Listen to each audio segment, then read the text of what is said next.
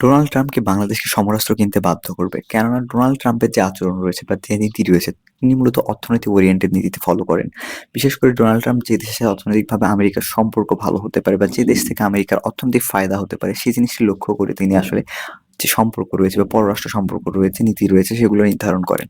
এখন যদি আমেরিকার সাথে বাংলাদেশের সম্পর্ক বর্তমান সময়ের কথা ধরি, জো বাইডেনের অবস্থা অনেকটাই ভালো থাকলেও ডোনাল্ড ট্রাম্প আসলে এই সম্পর্ক অনেকটা ইন্ডিয়ার দিকে শিফট হওয়ার সম্ভাবনা রয়েছে। কেননা ডোনাল্ড ট্রাম্পের সাথে ইন্ডিয়ার সম্পর্ক অনেকটাই ভালো।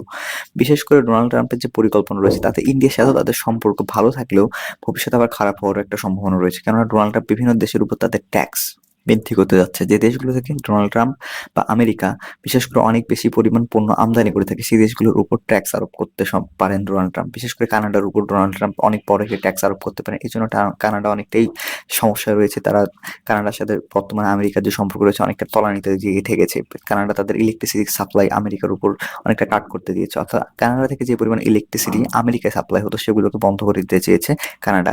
বর্তমান সময়ে একই ধরনের জিনিসটি আসলে যুক্তরাষ্ট্রের সাথে অন্যান্য দেশের যে সম্পর্ক রয়েছে, যেমন ইন্ডিয়ার যে সম্পর্ক রয়েছে, তাতেও প্রভাব ফেলতে পারে। চীনের যে সাথে যে যুক্তরাষ্ট্রের সম্পর্ক রয়েছে, তাতেও প্রভাব ফেলতে পারে। কেননা চীনও আমেরিকায় অনেক পরিমাণ পণ্য আসলে রপ্তানি করে থাকে, যেমনটা ইন্ডিয়া করে থাকে। এজন্য ইন্ডিয়ার উপরও ট্যাক্স আরোপ করার সম্ভাবনা রয়েছে, সাথে চায়নার উপরও ট্যাক্স আরোপ করার সম্ভাবনা রয়েছে। ডোনাল্ড ট্রাম্প চাচ্ছেন আমেরিকা যে দেশগুলোর সাথে বাণিজ্য করে, সেই দেশগুলোর মধ্যে আমেরিকার সাথে যে দেশগুলোর বাণিজ্যের গ্যাপ বেশি, যে দেশগুলোর সাথে আমেরিকা বেশি পরিমাণ আমদানি করে এবং রফতানি কম করে, এই গ্যাপটি রয়েছে আমদানি এবং রফতানি, এটিই কমাইয়ে যাচ্ছেন।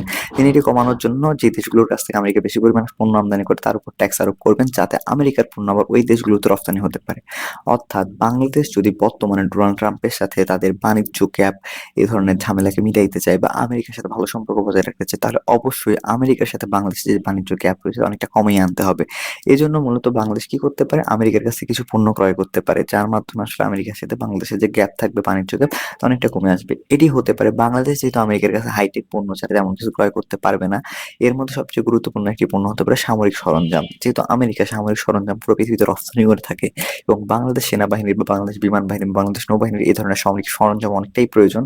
তাই আমেরিকার কাছ থেকে বিভিন্ন ধরনের সামরিক সরঞ্জাম ক্রয় করতে পারলে ডোনাল্ড ট্রাম্পের সাথে বাংলাদেশের সম্পর্ক তার শাসনামলে অনেকটাই ভালো থাকার সম্ভাবনা রয়েছে। অর্থাৎ বাণিজ্য গ্যাপই মূলত যেহেতু ডোনাল্ড ট্রাম্পের সবচেয়ে বড় টার্গেট, তাদের মিত্র দেশগুলোর উপরও তারা বিশাল বড় বড় ট্যাক্স আরোপ করতে চাচ্ছে। কানাডার উপর 25% বাণিজ্য ট্যাক্স আরোপ করার ইচ্ছা রয়েছে ডোনাল্ড ট্রাম্পের। এজন্য কানাডাকে ইতিমধ্যে তারা ওয়ার্নিং পর্যন্ত দিয়ে রেখেছে এবং কানাডা এই কারণে আমেরিকাকেও পাল্টা ওয়ার্নিং দিয়েছে, তাদের যে বিদ্যুৎ সাপ্লাই কানাডা থেকে আমেরিকা হয়ে থাকে সেটা কাট অফ করে দেওয়ার জন্য।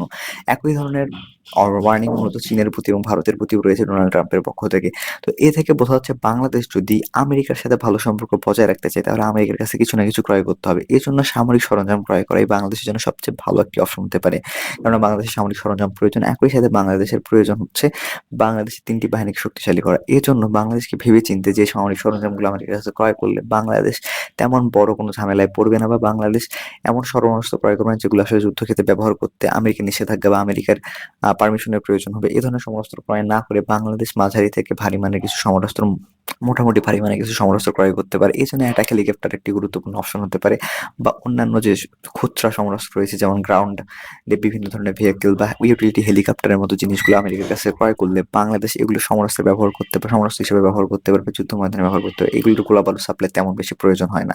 তো এটাই মূলত বাংলাদেশকে আমেরিকার সাথে বা ডোনাল্ড ট্রাম্পের আমলে আমেরিকার সাথে ভালো সম্পর্ক বজায় রাখার জন্য করতে হবে, যদি বাণিজ্য গ্যাপ বাংলাদেশ কমাইতে পারে। কেননা বাংলাদেশ এবং আমেরিকার মধ্যে একটি ব্যাপক পরিমাণ বাণিজ্য হয়, আর এর মধ্যে বাংলাদেশেই ট্রেড সারপ্লাস রয়েছে। অর্থাৎ বাংলাদেশ বেশি পরিমাণ আমেরিকা রফতানি করে, আর অন্যদিকে আমেরিকা বাংলাদেশে কম পরিমাণ রফতানি করে। তো এ থেকে বোঝা যাচ্ছে বাংলাদেশের উপরে একটা ট্যাক্স নিষেধাজ্ঞা আসার সম্ভাবনা রয়েছে, বা ট্যাক্স বৃদ্ধি করার সম্ভাবনা রয়েছে। জিএসপি সুবিধা তো পাওয়া অনেকটা দূরের ব্যাপার, সেখানে আবার আমেরিকা বাংলাদেশের উপর ট্যাক্স বৃদ্ধিও করতে পারে ডোনাল্ড ট্রাম্পের শাসনামলে, যে জিনিসটি তারা ইন্ডিয়া এবং কানাডার উপর করতে পারে বলে ইতিমধ্যে ঘোষণা দিয়ে রেখেছে, বা চায়নার উপর করতে পারে বলে ঘোষণা দিয়েছে। এই জন্যই মূলত বাংলাদেশকে বর্তমান সময়ে ডোনাল্ড ট্রাম্পের এই মেন্টালিটিকে মাথায় রাখার মাধ্যমে তাদের কাছ থেকে কিছু সমরাস্ত্র ক্রয় করার পরিকল্পনা করে নিতে হবে, এবং কিছু সমরাস্ত্র বাংলাদেশকে অন্যান্য দেশ থেকে ক্রয় করার চেষ্টা করতে হবে, যেগুলো আসলে বাংলাদেশ যাতে নিষেধাজ্ঞা না পড়ে, এই জিনিসটি মাথায় রাখার মাধ্যমে। তো ব্যাপারটা হয়তো আপনারা বুঝতে পারছেন কিভাবে আমরা ডোনাল্ড ট্রাম্পের সাথে ভালো সম্পর্ক বজায় রাখতে পারবো, এবং ডোনাল্ড ট্রাম্পের শাসন আমলে যাতে ইন্ডিয়া ডোনাল্ড ট্রাম্পের সাথে তাদের ভালো সম্পর্ককে ব্যবহার না করে বাংলাদেশকে বেশি চাপে ফেলতে না পারে।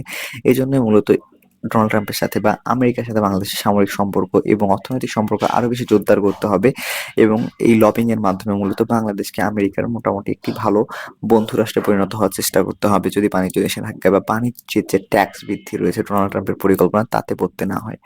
তো আজকের জন্য এখানে শেষ করছি। অথবা অন্য কোনো আলোচনা ইনশাআল্লাহ আমাদের পাশে থাকার জন্য আমাদের ভিডিওতে লাইক, কমেন্ট ও শেয়ার দিতে পারেন।